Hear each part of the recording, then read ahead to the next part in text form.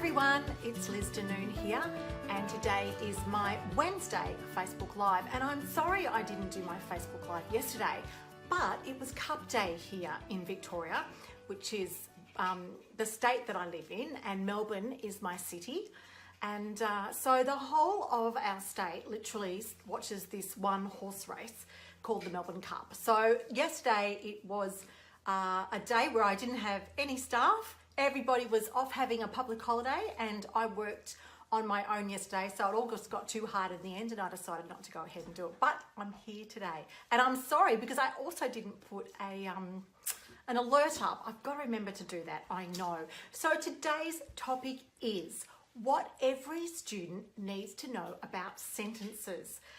Now this is when they're writing, so we're talking about the child who's trying to get their thoughts from their brains and their minds and weave their story onto their piece of paper. And we know for children who struggle with literacy, this is something that can be really challenging. So today I'm going to start the very first part of this scenario for you, and we're going to talk about how we can coach our students and our children to make sure they write in complete sentences. So today is what every child needs to know about sentences. So the first thing is, a sentence is an idea in words. It's a complete idea in words. Number two, a sentence must make sense by itself. So as a standalone unit of words, all put together, it must make sense. The other thing we need to know is that if a sentence isn't complete, it invariably leaves us wondering what is going on in this story, or it leaves us asking a question. So that's when you start to think to yourself, in isolation, does this sentence A make sense? Is it a complete idea? Does it leave us wondering? Hopefully not, if it's a complete sentence. Does it leaving us asking a question? Well, hopefully not, if it's a complete sentence. So now let's look at some incomplete sentences, because they will give you some ideas. Actually, you know what? Let's swap it around. Let's look at the complete ones first, because you'll be able to see they are complete entities. So we're going to look at the complete ones first. So the first complete sentence is, the dog sat on a log. The dog sat on a log. So it's a complete sentence. We know there's a dog and we know that he sat on a log. Full stop. Next one is, the lady's moustache was ginger. I'll say it again.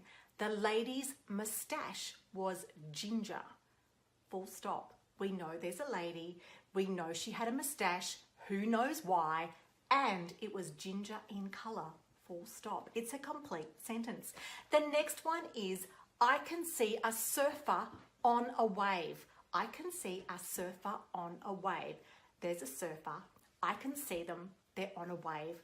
Full stop. It's a complete unit of thought. It's a complete idea. It makes sense when we read it. The next one, my white car has a broken tail light.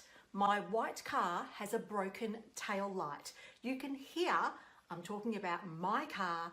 It's white. It has a broken tail light. Full stop. It's complete. The next one is, why don't you come for a swim in my pool? Why don't you come for a swim in my pool? It's a complete sentence. In fact, it's a question. I could be asking you, why don't you come for a swim in my pool? It all makes sense. I'm asking you to come for a swim in my swimming pool. Question mark, which also has that little full stop at the bottom. Let's look at some incomplete ones now. And you can have some real fun with incomplete sentences to really add humour and a bit of fun. So really come up with some random ones. Take these ones I'm about to give you and give them to your students, give them to your children, do it around your dinner table and see if they can work out whether they're incomplete or complete. These ones are incomplete. So we've got, by the shed sat. By the shed sat. It leaves you wondering, doesn't it? It leaves you saying, sat what? Don't you want to know? I want to know. By the shed sat. It's not complete.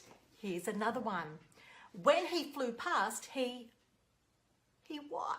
What happened to him when he flew past? It leaves you asking. What about this one? Dogs run north when what? Dogs run north when there's a hurricane? Dogs run north when they're frightened? Dogs run north when, I don't know, they want to run to their puppies? I don't know why dogs run north, because the sentence never got finished.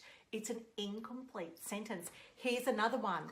The horse's back hoof was, the horse's back hoof was what? Pink? Broken? Shoe had fallen off? What had happened to this horse's back hoof? You can see it's incomplete, and you can see that children are going to be saying, well, that's not complete because that doesn't make sense. And I'm asking a question after it. What about in the department store, she? In the department store, she what? And this last one is my favorite. How's this? Andrew picked his what? What did he pick? Was it a pimple? Was it his nose? Was it his skin? Was it his eyelash out of his eye? Who knows? Because the sentence never got completed. So there you go. A very simple way to start the process about whether sentences are complete, a complete idea, a complete statement, and it doesn't leave you asking questions, or incomplete. In other words, you are left going, what is this question?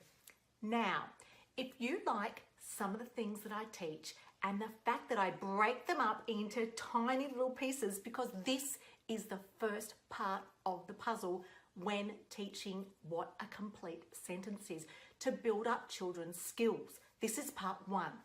If you like this style of learning, then I suggest you go across to the 10-Minute Tutor homepage.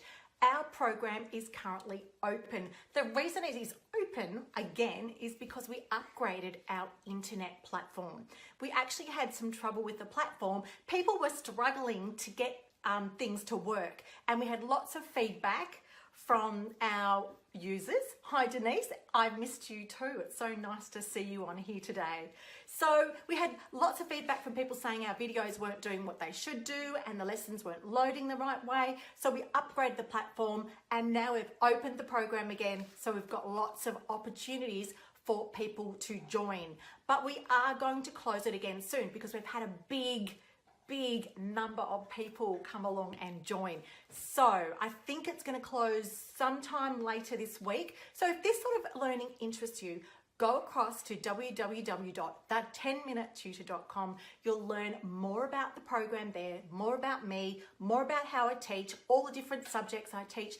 The other thing you need to know is that while we've opened the cart this time, or opened the program again, we're also offering the price that we give on the webinar. So for people who watch the webinar, they get a big discount because they're educated before they even begin.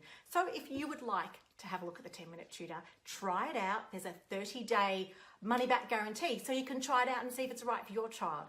And I hope you have a super day.